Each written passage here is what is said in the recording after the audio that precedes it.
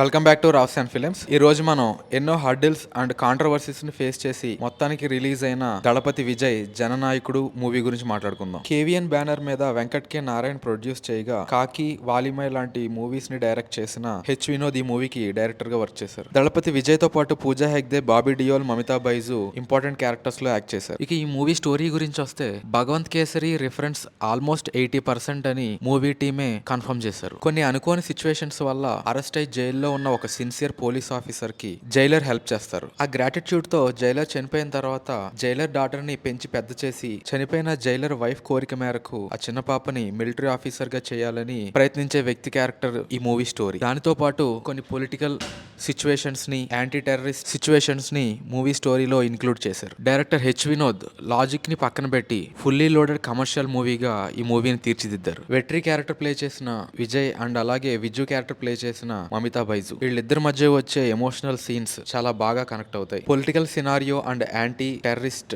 Situations అనేవి justification పక్కన పెడితే కమర్షియల్ ఫార్మాట్ లో ముందుకు వెళ్ళాయని చెప్పొచ్చు. న్యాయం కోసం తప్పించే సాధారణ ప్రజల వైపు వెట్రీ అనే పోలీస్ ఆఫీసర్ చేసే పోరాటం చాలా ఎమోషనల్ గా ఉంటాయి. రీసెంట్ గా జరిగిన తమిళనాడు ఎలక్షన్ లో విజయ్ వైపు పాజిటివ్నెస్ క్రియేట్ చేయడానికి ఈ మూవీ యూజ్ అవడానికి తీసిందని అందరికీ తెలిసిందే. Contemporary Tamil Nadu situations and problems కి సొల్యూషన్ ఇవ్వడంలో విజయ్ ఐడియాలజీ ఏంటి అనేది ఈ మూవీలోని పొలిటికల్ సినారియో వచ్చినప్పుడు కొన్ని డైలాగ్స్ రూపంలో చెప్పడానికి ప్రయత్నించారు. కానీ ఇప్పుడు చూస్తున్న ప్రేక్షకులకి ఎలాంటి కాంట్రవర్సీ లేకుండా ఇది కేవలం ఒక సినిమాలోని సిచ్యువేషన్ మాత్రమే అన్నట్టుగానే ఉంటుంది. మ్యూజిక్ డైరెక్టర్ అనిరుద్ రవిచంద్రన్ తో పాటు మిగిలిన టెక్నికల్ టీం అందరిది కూడా డీసెంట్ వర్క్ అని చెప్పొచ్చు. ఒక ఫుల్లీ లోడెడ్ కమర్షియల్ మూవీ చూడాలనుకునే ప్రేక్షకులకి ఇది ఒక చాయిస్.